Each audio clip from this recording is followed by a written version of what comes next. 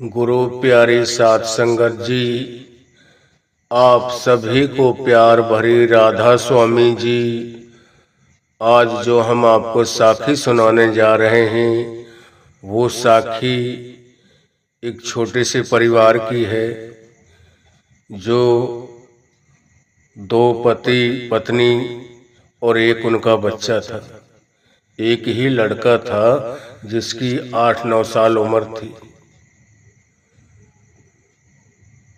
बहुत बढ़िया उनका काम धंधा चल रहा था, अपना गुजर बसर कर रहे थे बेचारे। मगर कोई ऐसी मालिक की तरफ से कोई हुक्म हुआ, ऐसी घटना घटी उनके घर पे। वो जो लड़का था 8-9 साल का, उसका जो पिता था, उसको मालिक ने बुला लिया। उसकी जब मृत्यु हो गई, उसकी मौत हो जाने के बाद में अब जो उसकी माँ थी, अब छोटा सा बच्चा तो बेचारा कहाँ कमाने के लिए जाए, कहाँ कुछ काम धंधा करे। उसकी तो पढ़ने लिखने की उम्र थी। मगर माँ ने उसको कहा कि बेटा ठीक है, तू पढ़ाई कर और एक बहुत बड़ा इंसान बन और दुनिया में नाम कमा के दिखा। मैं अपनी जितनी कोशिश है मैं पूरी करूंगी आपको पढ़ाई लिखाई करवाने में। जो भी खर्चा आएगा आप टेंशन मत लेना। मैं तेरे बाप का भी रोल निभाऊंगी और तेरी माँ का भी। देखो, यह हिम्मत एक माँ की होती है कि जो दोनों रोल निभा लेती है। इंसान जो होता है, जो पिता होता है, वो तो दूसरा घर कहीं खोजने की कोशिश करता है।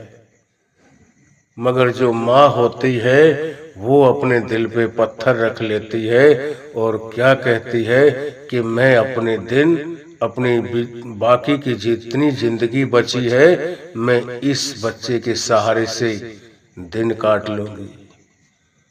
कल को यह बड़ा हो जाएगा, इसकी शादी करूंगी, मेरे भी बेटा बहू परिवार बढ़ जाएगा। बहुत लंबी सोच होती है औरत की। अब उस माँ ने हर एक की मेहनत मजदूरी सब जगह काम किया। 2-3 बीघा जमीन थी उनकी, उसको भी खेती का बाड़ी का काम भी करती थी, बाहर का भी काम काज करना उसको, और भी कहीं मेहनत मजदूरी मिलती तो वो बेचारी कर लेती थी। और उस अपने लड़के को खूब पढ़ाया, खूब लिखाया। उसकी एक सोच थी कि लड़का ये मत जाने, यह मत सोचे अपने मन में कि अगर मेरा पिता होता तो मेरे को पता नहीं कितनी ऊंची पदवी पे लेकर जाता, कितना पढ़ाता लिखाता। मगर माँ है, माँ मजबूर है। माँ कहाँ से लाए? हम तो अपना गुजर बसर बड़ी मुश्किल से कर रहे हैं, माँ कहाँ जाए कारोबार करने के लिए? पर माँ ने हिम्मत नहीं हारी। वो ही रोल उसने अदा करके दिखाया कि जो पिता का काम होता है, पिता की जिम्मेवारी होती है, वो फिर अगर औरत के कंधों पे वो भार आ जाता है ना, उसके सिर से पति का साया उठ जाता है, वो फिर अपने ऊपर उस सारे भार को संभालती है, सारे काम काज को खुद देखती है वो। हालांकि औरत बदनाम जरूर होती है। क्यों होती है? वो अपने मन से चाहे कितनी भी सच्ची हो, कितनी भी पवित्र हो, मगर उसको अपने काम काज के लिए किसी न किसी से बात करनी जरूर पड़ती है। किसी से कोई सामान लेना है, किसी को देना है, थोड़ी सी खेती भी थी, किसी से पानी वगैरह भी पूछना होता है। अपना बोरिंग नहीं था। तो जो देखने वाले हैं उनकी सोच ऐसी है, वो कहेंगे कि वो फला औरत जो है वो उस आदमी के साथ बातचीत कर रही थी। वो बेचारी चाहे कितनी सच्ची कितनी पवित्र हो, मगर दुनिया की बातें उसको फिर भी सुननी पड़ती हैं। मगर इस चीज को भी वो अपने दिल पर ना लाकर उसने दुनिया की बातों को भी नहीं अपने ऊपर असर होने दिया, उन बातों का भी। और वो सूरमा बहादुर की तरह उसने सारी इस जंग को लड़ा कि मैं अपने बच्चे की अच्छी परवरिश करके इसको अच्छा पढ़ा लिखा कर मैं इसको बहुत ऊंचा किसी पद किसी नौकरी पे लगाऊंगी। अब बच्चा जब पढ़ा, जब उसने बीए एमए कर ली, कोई कोरस था उसका, कहने लगा माँ मैं बाहर जाना है, मेरे को अमेरिका जाना है। 15-16 साल का हो गया, ये 16-17 साल या 18 साल की उम्र होगी लगभग उसकी। कहने लगा माँ मेरे को अमेरिका जाना है, कोई पढ़ाई कोई वहाँ है कौन सी करते हैं वहाँ। माँ ने कहा ठीक है बेटा, मेरे पास और तो कुछ इतना है नहीं, मगर ये प्रॉपर्टी आप ही की है, 2-3 बीघे 3-4 बीघा जो जमीन है, इनमें से ही बीघा 1.5 बीघा बेच देते हैं, और तेरे जितना वहाँ का जहाज का किराया है और जितना आने जाने का वहाँ रहने का वो मैं भर देती हूँ, ले जाओ आप, मगर आप कामयाब हो। अब वो माँ बेचारी यहाँ रह जाती है, अपनी 1-2 बीघा जमीन भी उस बच्चे के पीछे खराब कर देती है, और वो बच्चा उसको वो विदेश भेज देती है, अमेरिका भेज देती है। अब वो वहाँ पढ़ाई लिखाई करता करता करता करता किसी और के चक्कर में आ जाता है, किसी और लड़की के में, और वहाँ उससे प्यार करके उससे वहीं कोर्ट मैरिज कर लेता है और उससे अपनी शादी कर लेता है। तो माँ इधर से फोन वगैरह करवाती है, बड़े तरले करती है कि बेटा घर आ जाओ आप, अब मैं किसके सहारे रहूं? अगर हम दोनों होते, दोनों तेरे माता पिता अगर होते तो हम एक दूसरे से बातचीत करते, हमारा टाइम कट जाता, और भी कोई तेरा बहन भाई होता फिर भी मेरा गुजर हो जाता, मगर मेरी आंखों के आगे तो तू एक ही तारा है, और तू ही मेरे से इतनी दूर चला गया है कि मैं तेरी शक्ल तक नहीं देख सकती हूँ। दिन भी मेरा गुजर जाता है, मगर रात मेरी पहाड़ बन जाती है। रात गुजरना दिन होना मेरे लिए बहुत बड़ा होता है। मैं तेरे को याद कर कर रोती हूँ कि मेरा एक लड़का था, मैंने कहाँ भेज दिया। इतना पैसा लगाकर मैं यहीं उसको कोई कारोबार करवा देती, ये नौकरी मिल जाती तो ठीक है, नहीं कोई कारोबार करवा देती, आज मैंने कहाँ का कहाँ भेज दिया। ना जल्दी से कोई वहां से आ पाता है ना जा पाता है। मगर जब उसकी 1-2 बार माँ से बात हुई, माँ आगे से बात करते करते रोने लग गई, कहने लगी बेटा आप आ जाओ, वापस आ जाओ, मैं अब मेरे से रहा नहीं जाता।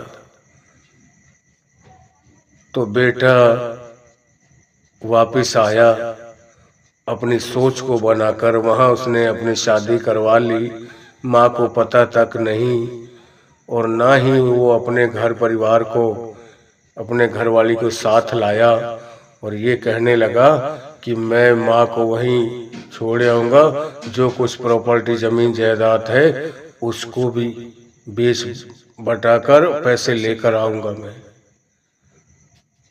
अब जिससे कोर्ट मैरिज की थी उसको वहीं छोड़ आया, अकेला हिंदुस्तान आया, और अपने गांव अपने घर गया, माँ से बड़े प्रेम प्यार से मिला, मगर उसके अंदर तो कोई और ही विचार था।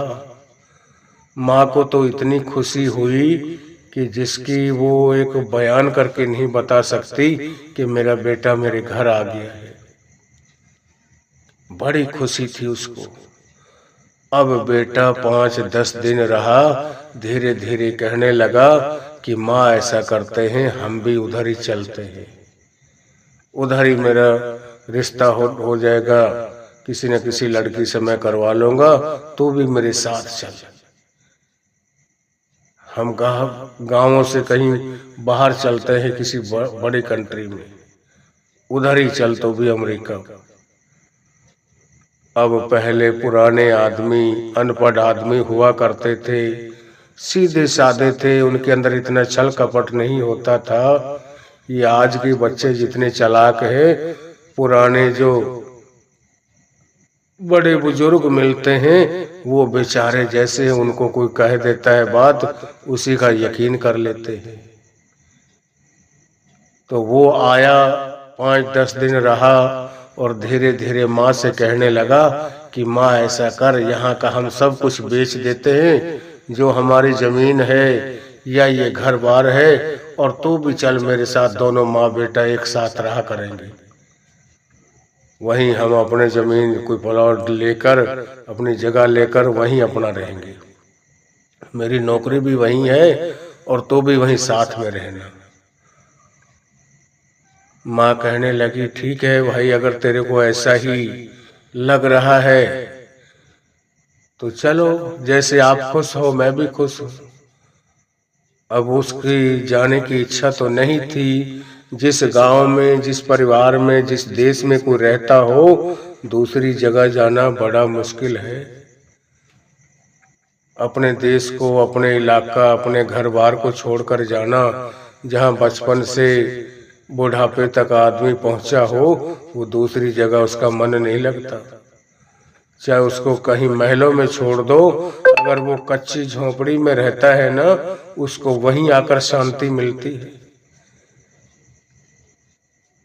अब जब उस लड़के ने कहा, ज्यादा मजबूर कर दिया अपनी माँ को, तो माँ भी कहने लगी ठीक है बेटा, जैसे तेरी इच्छा है, मैं तो आपके पीछे हूँ।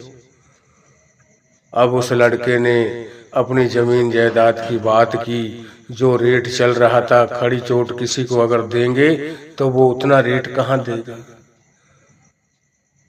किसी ने, अड़ोसी पड़ोसी ने 1-2 बीघे, जो 2-2.5 बीघे बचे उसके, वो उन्होंने ले लिए, उनको उन्होंने रजिस्ट्री करके दे दी। बाकी जो घर की जगह थी, वो जगह भी बेच दी। सबको बेचकर जितना उनका कपड़ा लत्ता था बांध के चलने लगे। अपने कपड़े उसने अपनी एक बड़ी अटैची में डाल लिए अलग, और माँ को एक गठड़ी अलग बंधवा दी कि चल माँ, तो भी अपना सामान, अपने कपड़े लत्ते अपने साथ ले ले सब कुछ। और ले गया। उसका पासपोर्ट बना हुआ था और उसने अपनी टिकट करवा ली, और माँ को तो वो यहीं छोड़कर जाना चाहता था। शाम को लेके गया कि माँ, हमारी रात को 10 बजे कि 12 बजे हमारी फ्लाइट है, हम जहाज से जाएंगे, रात को 12 बजे उड़ान भरेगा वो। अब शाम के वक्त ले गया एयरपोर्ट पर और वहां जाके माँ को बैठा दिया। जब वक्त हुआ, अभी घंटा आध घंटा रह रहा था उड़ने का, चला गया वो कि माँ आप यहाँ होटल पे बैठो, ये 500 रुपये लो, अगर आपकी कुछ चाय पानी कुछ खाने पीने की इच्छा करे तो खा पी लेना, मैं आ रहा हूँ अभी, मैं आपको भी फिर ले जाऊंगा और मैं देख दाख के पूछताछ के आता हूँ। अब बेचारे जो पुराने आदमी होते, भोले भाले आदमी होते, उनको इतना क्या पता था। और बेटे के ऊपर तो हर इंसान विश्वास करता है। आज ये दुनियादारी ही विश्वास के ऊपर चल रही है, और अपनी बात का ही, अपने औलाद का ही अगर विश्वास ना किया जाए तो और फिर इंसान करेगा ही किसका। तो माँ कहने लगी ठीक है बेटा, आप पता करे आओ कि किस वक्त की फ्लाइट है, किस वक्त फिक्स टाइम क्या है, हम फिर वहाँ चल देंगे और जाओ आप। अब माँ को वहाँ एक होटल पे बैठा के और चला गया अपनी अटैची को लेकर। अब उसको तो माँ को वहीं छोड़ना था। अब माँ इंतजार कर रही है। रात के 10 बजे वो पहुंच गए। रात के 12 बजे की फ्लाइट थी। जाकर वो माँ इंतजार कर रही है। घंटा, 2 घंटे, 3 घंटे, 4 घंटे हो गए। माँ को बड़ा दुख होने लगा कि अब तक बेटा नहीं आया। कह रहा था कि मैं अभी आ रहा हूँ, पता लेकर फिर मैं आपको लेके जाऊंगा। और रात के 1-2 बज चुके हैं, अभी तक वापस नहीं आया। वो तो माँ को वहीं छोड़ के चला गया। रात के 12 बजे की फ्लाइट थी। वो तो जहाज में बैठ के उड़ान भर गया वो जहाज। तो माँ को वहीं 2-3 बज गए, सुबह के 4 बज गए। माँ रोने लग गई बैठ कर कि बेटा कहाँ चला गया, अब तक नहीं आया, क्या है। और किसी से पता करवाया कि इस नाम से कोई अब फ्लाइट कौन कौन सी गई हैं, क्या क्या नाम की वो है। जब वो बहुत रोती थी बहुत, तो उन्होंने बताया कि ये टिकट बुक हो चुकी थी इस नाम की। और ये रात के 12 बजे जो फ्लाइट गई है, जो जहाज गया है, उसमें अमेरिका के लिए जाने वाले चले गए। और अब तो दिन दिन हो गया है, सुबह को 4-5 बज रहे हैं।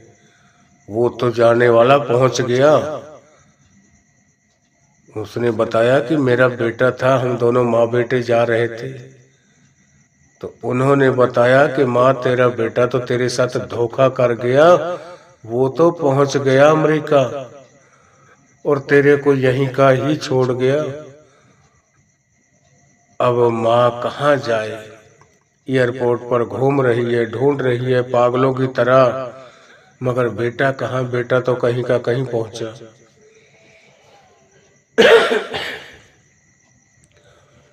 मगर उसने सोचा अब दिन हो गया, अब मैं कहाँ जाऊं।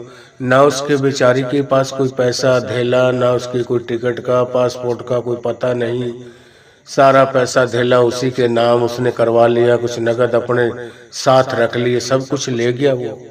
माँ के पास तो कुछ भी नहीं, एक 500 रुपये पकड़ा गया उसको। तो बस आखिर उसने सोचा कि भाई वो लड़का तो गया और मेरे को चाल लगा के निकल गया, वो तो कभी आएगा नहीं अब।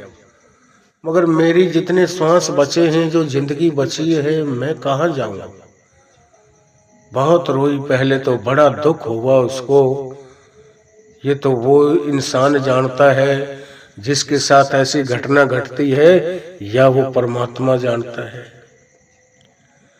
मगर उसके दिल में, दिमाग में एक सोच आई कि मैं अब वापस अपने गांव में ही जाती हूँ।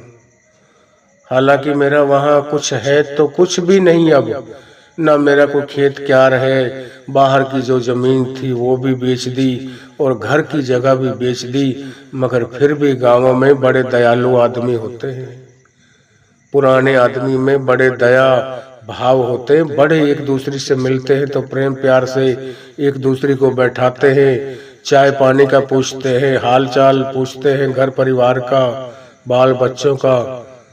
आज का नया आदमी तो इतनी टेंशन लेने नहीं चाहता। वो कहता होगा कोई जाने दे, वो पूछता ही नहीं कौन है, कहाँ से आया, क्या है क्या नहीं। वो जब बुजुर्ग माता अपने गांव में वापस गई और अपने गांव में जाकर अपना सारा हाल सुनाया, रोई, वहां आदमी इकट्ठे हुए, सब कुछ उनको बताया, तो गांव वालों ने, समाज ने कहा कि भाई अब कैसा करें इसके साथ, अब इसको भी रखना है। तो गांव वालों ने सोचा भाई इसने अब अपने घर की जगह भी बेच दी, सब कुछ, अब वो तो आने नहीं देगा नजदीक। गांव वालों ने मिलकर एक झोपड़ी उसको बना के दे दी कहीं सरकारी जगह पे, कि माँ जो आपकी जिंदगी बच रही है आप यहाँ काट लो इस झोपड़ी में। एक उसको चारपाई दे दी और एक बिस्तर दे दिया कि यहाँ अपने आप को कहीं से काम हो जाए थोड़ा बहुत तो ठीक है, नहीं तो हम आपको देता रहा करेंगे। कोई ऐसे भी होते हैं बेचारे सेवा भाव वाले, जिनके अंदर बड़ी दया नम्रता होती है, इज्जतमान होता है, बड़ों के प्रति सत्कार होता है। उन्होंने कहा कि माता तो हमारे इधर रहे, हम आपका खाना पहुंचाएंगे, आप उस झोपड़ी में आपका बिस्तर है, रात को वहां सोया करो, वो जगह है तेरी, तेरा खाना हम दोनों वक्त का पहुंचा दिया करेंगे, आपको काम करने की कोई जरूरत नहीं, कपड़े लत्ते की कोई टेंशन नहीं।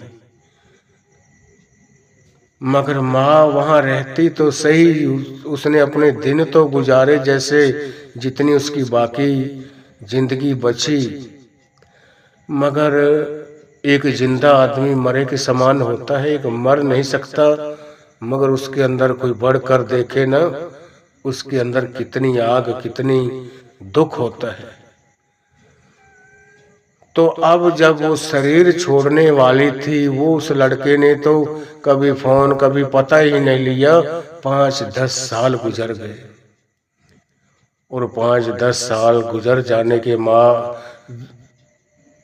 जाने के बाद जो उसकी माँ थी वो यहाँ बीमार हो गई, और उसका बस अंतिम समय नजदीक आ गया। उसने सोचा कि बस अब मैं जाने वाली हूँ, मगर उसने एक चिट्ठी बनवाई और अपने बिस्तर के अपने उसके नीचे रख दिया उसने, और उसमें लिखवा दिया कि बेटा मैंने ऐसी कौन सी गलती की है जो मैंने आपको, कौन सा ऐसा सुख है जिससे आपको वंचित रखा हो, कौन सी ऐसी चीज है जो मैंने आपको नहीं लेके दी। तेरा पिता अभी तो 8-7 साल का ही था तो वो मालिक का प्यारा हो गया, और मैंने अपने दिन तेरे सहारे काटे हैं। मैं तो उस वक्त जवान थी, अगर मैं चाहती तो कोई दूसरा घर बसाकर भी रह सकती थी, मगर बेटा जो आपने मेरे साथ किया ठीक है, मालिक तेरा भला करे और तेरे अपने घर परिवार बाल बच्चों में आप खुश रहना। देखो माँ का कितना बड़ा दिल, कितना बड़ा जिगरा होता है। और ये बातें लिखवाई और ये भी लिखवा दिया कि बेटा ये भी मेरे को पता है कि आप मेरे को क्यों नहीं ले गए यहाँ से, कि मेरी एक आंख फूटी हुई थी, एक आंख से वो बेचारी अंधी थी, उसकी एक आंख बैठ गई थी। अब वो खत्म, उसकी आंख भी कैसे हुई थी, वो छोटा सा बच्चा था 8-7 साल का, छोटे छोटे बच्चे खेल रहे थे 8-10 साल के, वो जो गिल्ली डंडा खेलते हैं उस गिल्ली की जो चोंच थी उसकी एक आंख में लगी जोर से और उसकी आंख खत्म हो गई। और माँ ने कहा, डॉक्टरों के पास लेके गई, डॉक्टर ने कहा कि माताजी इसकी आंख तो खत्म है, ये आंख नहीं ठीक होगी, अब ये फूट चुकी है बिल्कुल, ये बह गया, इसका निकल गया पानी, सारा कुछ खत्म हो गया आंख, ये इसकी तो सफाई होगी। अब माँ को बड़ा दुख दर्द कि यह तो अभी 8-10 साल का बच्चा है और इसकी पूरी जिंदगी है, आगे इसकी शादी ब्याह भी होना है, और कहाँ कैसे इसका रिश्ता होगा। मेरा तो जो होना था सो हो गया, अब ना मेरे को आगे शादी करवानी है, ना कि मेरा कोई रिश्ता होने वाला है। मैं तो एक आंख से भी अपना गुजर कर लूंगी, अपने बाहर भीतर हो आया करूंगी, मगर मेरी आंख एक निकालकर मेरे बच्चे की आंख आप दोनों बराबर कर दो। और यह भी उसने चिट्ठी में लिखवा दिया कि बेटा आज जो तू दोनों आंखों वाला है, तेरी दोनों आंखें बराबर है, वो उनमें एक आंख मेरी है। जब उसके बच्चों ने उसको किसी बात से परेशान किया या वो बीमार हो गया, तो कहते हैं ना, जब बीमार या दुखी हो जाता है उस वक्त अपने जरूर याद आते हैं, और कोई ना कोई या और तो आए ना आए, माँ जरूर याद आती है। अगर हमें कहीं चोट लग जाती है, कोई दुख दर्द हारी बीमारी से हम जूझ रहे हैं, दर्द में कराहते हुए भी हम कहेंगे हाय माँ, हाय माँ, हम माँ को याद जरूर करते हैं। जब ऐसी कंडीशन में उसको माँ की याद आई बड़ी, तो एकदम से रोने लग गया, सोचने लगा कि मैं माँ को जो सबसे बड़ा बलिदान दिया जिसने मेरे लिए, और मैं उसको किस हालात में और कहाँ एयरपोर्ट पे छोड़ आया। और आज 8-7 साल हो गए, मैंने उसका कोई पता नहीं लिया, गांव में फोन नहीं किया, कुछ नहीं। क्या रहा उसका? तो एक उसके अंदर ऐसी बिरह, ऐसी तड़प जागी, उसी वक्त उसने अपनी टिकट करवाई और हिंदुस्तान वापस आ गया। और आया और उसी एयरपोर्ट के इर्द गिर्द उस जगह पे ढूंढ रहा है अपनी माँ को। मगर इतने सालों बाद वहां कहाँ बैठी रहती माँ। अब उसने सोचा कि मैं यहाँ छोड़ के गया हूँ, माँ के पास तो कुछ भी नहीं था, शायद मांग मूंग के अपना पेट पाल रही हो, कहीं बाजारों में कहीं यहीं घूम रही हो। मगर माँ को सूझ आई, उसने कुछ समझ, मालिक ने सद्बुद्धि बख्शी, वो वापस अपने ही गांव में चली गई जहाँ रहते थे। और गांव वालों ने उसको संभाल लिया। जब वो गांव में गया, उसको भी लोग जानते थे, उसकी सारी दास्तान उसकी माँ ने सुना दी थी कि मेरा बेटा मेरे साथ इस तरीके की चाल मार के चला गया है, सब कुछ यहाँ का बिकवा के वो भी ले गया और मेरे को एयरपोर्ट पर ही छोड़कर चला गया है। अब वो जिसको भी गांव वाले को राम राम बोलता, वो सब राम राम तो कर लेते, वो मालिक का नाम लेकर बुलाता था, वो राम राम तो उसकी ले लेते थे, मगर अपना मुंह दूसरी तरफ कर जाते थे। उससे कोई बात करने को राजी ही नहीं था। क्यों?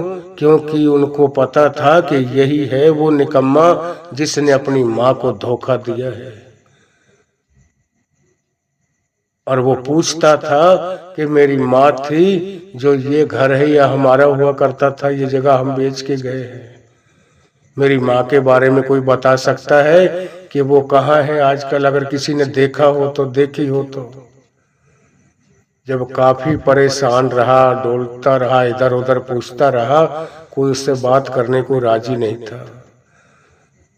जब उसका अंदर की विलाप, वो तड़प देखी, तो किसी ने बता दिया कि अगर अपनी माँ का घर देखना चाहता है तो ये जो छोटी सी झोपड़ी दिखाई दे रही सामने, यह तेरी माँ की है, ये घर उसका है। मगर वो अब जिंदा है नहीं, वो तो मालिक की प्यारी हो गई उसके आने से पहले। जब वो उस झोपड़ी में दौड़ा दौड़ा गया और उसकी माँ का वो बिस्तर, वो चारपाई वो पड़ी हुई थी, उसके ऊपर जाकर लेट गया, उस बिस्तर को अपनी छाती से लगा लिया, रोने लगा कि इस बिस्तर पर मेरी माँ सोती थी, जिसने मेरे लिए अपनी जिंदगी कुर्बान कर दी, मेरे लिए इतनी कुछ उसने मेहनत करके, मजदूरी करके, सब लोक लाज को ना देखते हुए मेरे पीछे कितनी कितनी उसके पीछे दुनिया ने बातें बनाई, क्या क्या नहीं सहन किया उसने। और मैं माँ को इस हालात में छोड़कर चला गया, मालिक मेरे को कैसे बख्शेगा? बड़ा दुख, बड़ा रोया। और जैसे बिस्तरे को इकट्ठा कर रहा था ना, देख रहा था कोई माँ का और कोई सामान पड़ा हो इधर उधर, तो जैसे नीचे बिस्तर हटाया तो एक चिट्ठी मिली। और चिट्ठी में जब पढ़ा उसने, उसमें लिखा हुआ था कि बेटा, ऐसी कौन सी कमी मेरे से रह गई जो आप मेरे से आप मुख मोड़कर चले गए, मेरे से आपने मुंह फेर लिया। मैंने ऐसा क्या कर दिया था? मेरी कोई गलती तो बताते, मेरी कोई कमी तो बताते। बहुत कुछ लिखा था और लास्ट में ये भी लिखा था कि हाँ, ये भी मैं जानती हूँ कि मेरे को तो क्यों छोड़ के गया। क्यों? क्योंकि मैं एक आंख से कानी थी और तेरे ये था कि दुनिया देखेगी तो ये इसको मेरे को कहेगी, अरे इसकी माँ तो कानी है, ये तो कानी का लड़का है, उस अंधी माँ का बेटा है। तो लोक लाज की, शर्म की वजह से मेरे को यहीं छोड़ के चला गया, चाहे ये मरे चाहे कुछ भी हो, किसी तरीके से भी इसके दिन कटे, इसकी ये जाने। मगर तू अपना सारा कुछ लेके सब कुछ बेच बेचा के सारे धन दौलत को लेके तो पार चला गया। मगर ठीक है, मेरी तरफ से फिर भी दुआ है कि मालिक तेरे बच्चों को, तेरे परिवार को खुश रखे। जब ऐसी बातें उस चिट्ठी में पढ़ी, बड़ा रोया, बड़ा टकरे मार मार कर रोता कि माँ मेरे को बख्श लेना, मेरे को माफ कर देना, मेरे से इतनी बड़ी भूल हुई है कि शायद मैं किसी जन्म में भी बख्शा ना जाऊं। आपने तो मेरे लिए इतनी कुर्बानी दी है, इतना एक तरीके का बलिदान दिया, इतना मेरा साथ दिया, इतना मेरे को अपने पैरों पर खड़ा किया है जो मैं सोच नहीं सकता था। मगर आज मेरे को इतना दुख है, मैं जिंदा होते हुए भी मरे हुए के समान हूं। कहते हैं ना, इस शरीर के मर जाने से, शरीर के मरने से को मरना नहीं कहते, जिसका अंदर से वो मान मर गया, वो माँ बाप के प्रति उसके प्रेम प्यार मर गया, सारा विश्वास उठ गया, वो जिंदा हुआ भी मरे के बराबर होता है।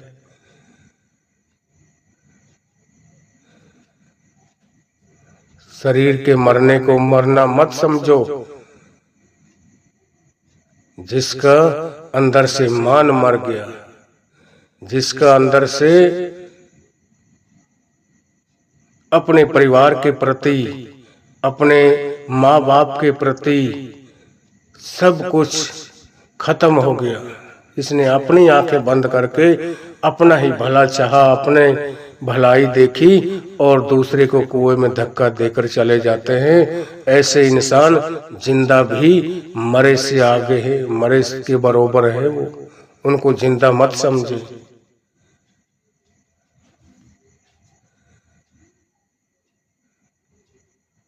तो इस साखी को मैं आगे ना ले जाता हुआ, मैंने ये साखी इसलिए सुनाई है कि आज हम इस कल युग में आज देखें अपनी औलाद अपने माँ बाप के साथ भी कैसा व्यवहार कर रही है, और माँ बाप अपनी औलाद के लिए क्या क्या नहीं करते। रात बेरात देश परदेश कमाना अपने बाल बच्चों के लिए, और वो ही बाल बच्चे अगर माँ बाप को धोखा दें, इस तरीके का उनके साथ बर्ताव करें, उनको कहाँ सुख मिलने वाला है, मालिक की खुशी कहाँ ले पाएंगे।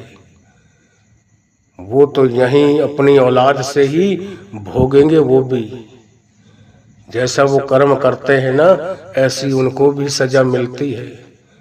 कहते हैं ना, मालिक के घर में देर है अंधेर नहीं है, कर्मों का फल जरूर भोगना पड़ता है। अगर आप हमारे रूहानी साखियाँ चैनल पर नए हैं तो हमारे चैनल को लाइक व सब्सक्राइब करें, और कमेंट में राधा स्वामी लिखना, और यह भी लिखना कि हम कौन से स्टेट से, कौन से एरिया से सुन रहे हैं, और यह साखी हमें कैसी लगी। अगर बढ़िया आपको लगी हो तो आप लाइक सब्सक्राइब जरूर करना, और कमेंट में राधा स्वामी लिखना ना भूलें।